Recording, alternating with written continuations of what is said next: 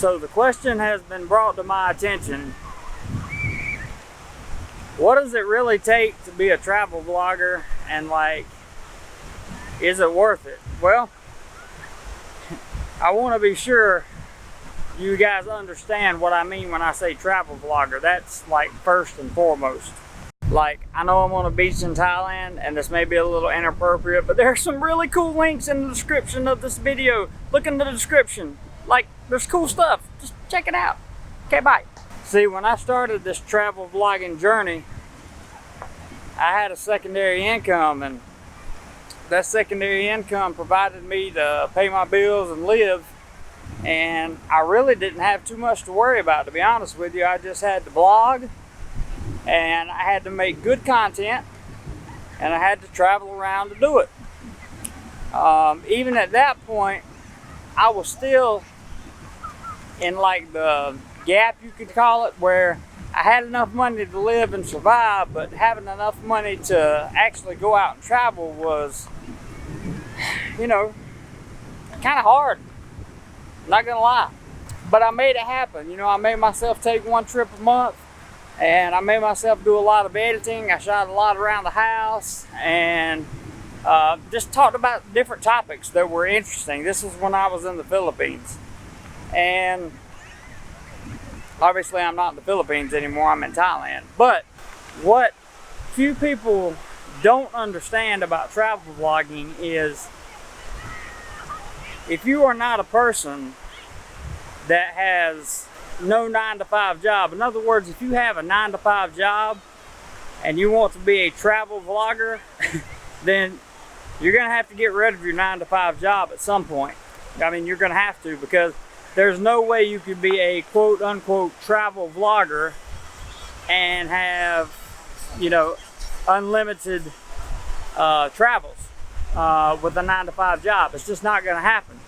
So you have to be aware of that, and you have to be ready for it. Now, I would also like to point out that I kind of have moved my channel away from, instead of travel, it's more about this. It's more about doing more life. It's more about education and advice and scenarios that have played out, and things that I personally learned since I've been traveling Southeast Asia. My goal is to one day be financially independent enough that I can travel for a living. I can travel and make content and have that support myself and hopefully a family. Can you just be a travel vlogger if you work a 9-to-5 job? I don't know how you could find enough time working 40 hours per week at a regular job to travel. Now, you could travel locally and maybe capture some things that way, but eventually those things are going to run out. So you're going to have to move or change jobs or something. For me, you know, I look behind me and I see the beach and I'm happy, but the truth is I have to go back to work on Monday morning, or in this case Tuesday morning, and Monday's a holiday. And I know that my traveling is going to be very limited because, one, I'm in a country that doesn't pay teachers very much, and two, you know, I'm not making bukus of revenue or a lot of revenue off of any of my other income streams or endeavors at the moment. What I do know is that patience is my best friend. And what I do know is that I can control the tangibles. I can control how many pieces of content I put out a week. I can control how I deliver that content to you. I can control your perspective on me to a certain degree, even though a lot of people get it wrong many times. There's a certain amount of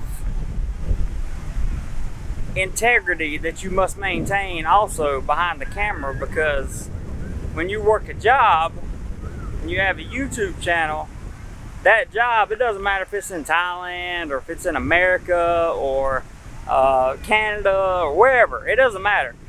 That job, just like your Facebook channel, can check on your content at any point in time for any reason.